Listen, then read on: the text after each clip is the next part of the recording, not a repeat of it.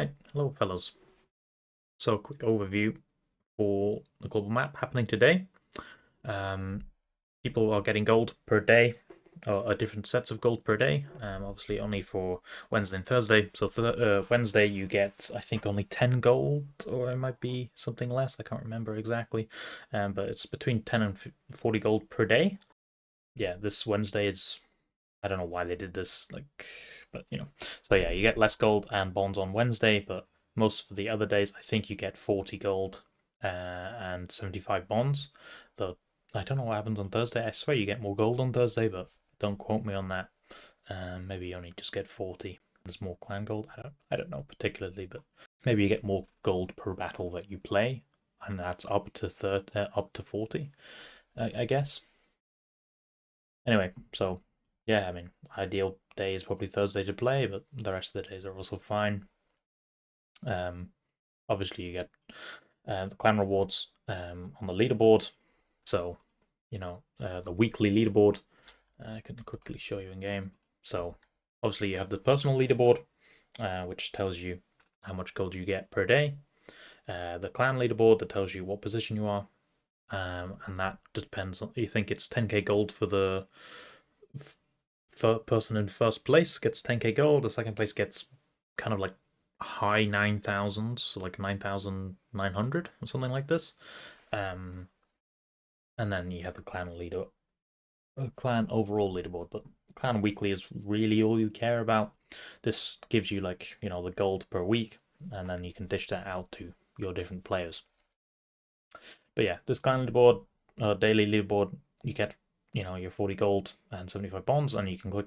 I mean, obviously, I have no reward right now because it's Monday on the first day, but you can click. There'll be a button here that you can click to collect all of your rewards, all the gold and bonds that you get daily, and they do stack up. So you don't. I don't think you need to click it every day. They will stack over.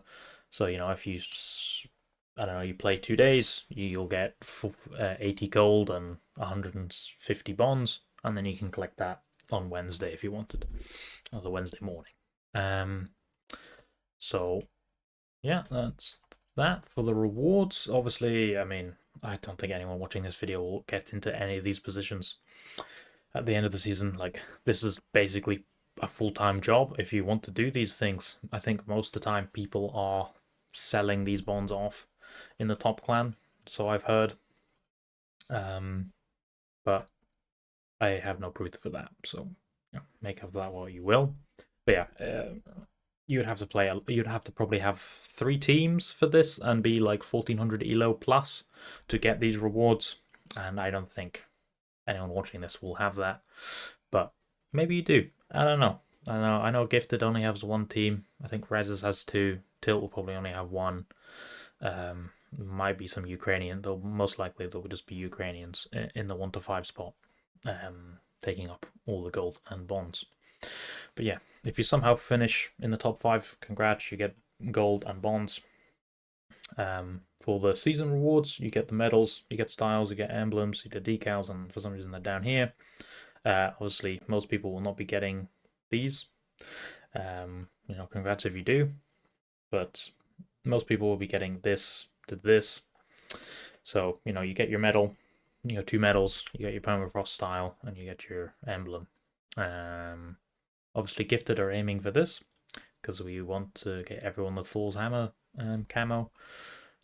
Last time we played for 2 weeks and we got into the top 10%, so that's what we're doing again. Here's the style if you're interested.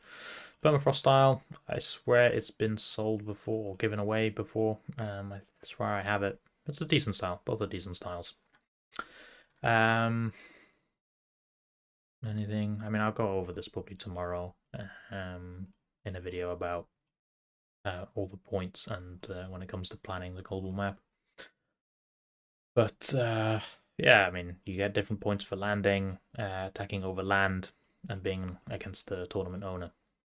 I think these are like the multiplier. It's not like you get 12 points for the clan. You get that's a times multiplier, I'm pretty sure. And obviously, to get points, you must destroy 5 enemy vehicles to receive the personal fame points in their battle. If you win, I think even if I'm not certain because it doesn't really explain it very well.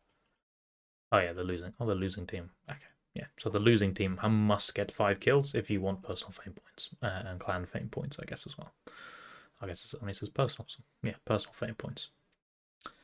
Yeah, obviously, like you get the shared stuff, and a weekly reset at the end of the week. So you start again on Monday. Yippee. Anything else? Obviously, Fog of War is on.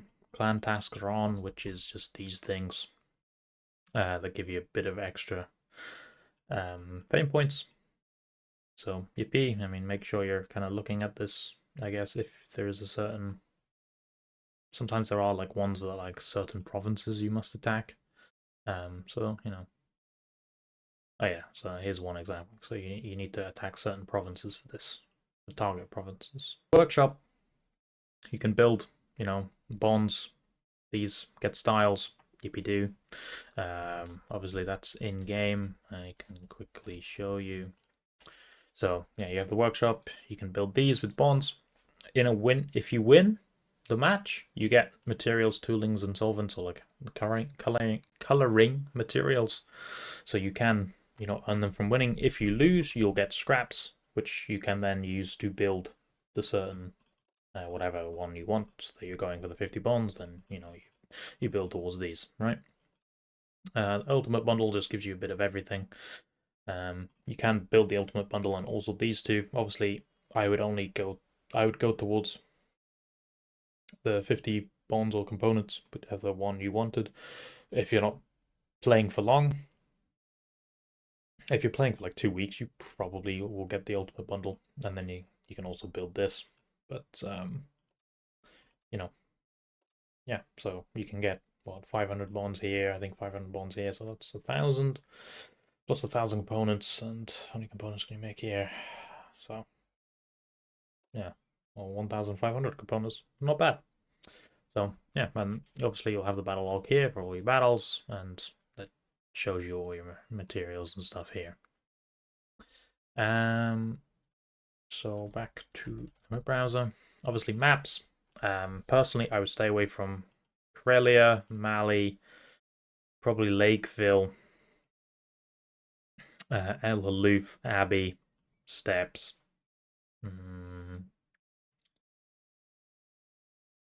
That's probably, and maybe Redshire. I mean, it depends. It's a lot of things. But these maps that are campy, or are very campy, I would stay away from. You don't really want to get into these games. They're just not very fun. I mean, like unless you know how to break the camps, I would not play on some maps like Redshire. I mean, it's not been in the map pool for ages in the events map pool, but I think on the global map, south is defense, which gives the best side to the defending team for some reason, and it's a hard camp to break, the Redshire camp. So I would stay away from that really, unless you have no other options. Steps camp, I'm not sure what side is defense, but if it's south based, that's also a very hard camp to break. Corellia, north side is defense, and that's a hard camp to break. Mali, they can be hard to break. So yeah, I would stay away from their maps. I would stay away from El Haloof as well, because that's also very campy. But yeah, play maps like Steps, Live Oaks. I mean, yeah, enjoy the cool maps, right? Landing tournaments, obviously, there's a max of 32, so that means like only 32 people can attack the province if it's a landing tournament, but you'll ever see that. I mean, here's a 16-1 for Himmel. Himmel is always very popular. As you can see, all these Thousand Eagle clans. I've never played the global map before in that clan, but yeah, there's a lot of weak people that play Himmel, so Himmel might be the choice for you. Yeah, and you can only use 6 landings as well. So as you can see here, I have 6 landing tournaments, so that's how many you can place. So I need to wait until this time zone is over before I can start planning for this time zone, or even into the latest time zone.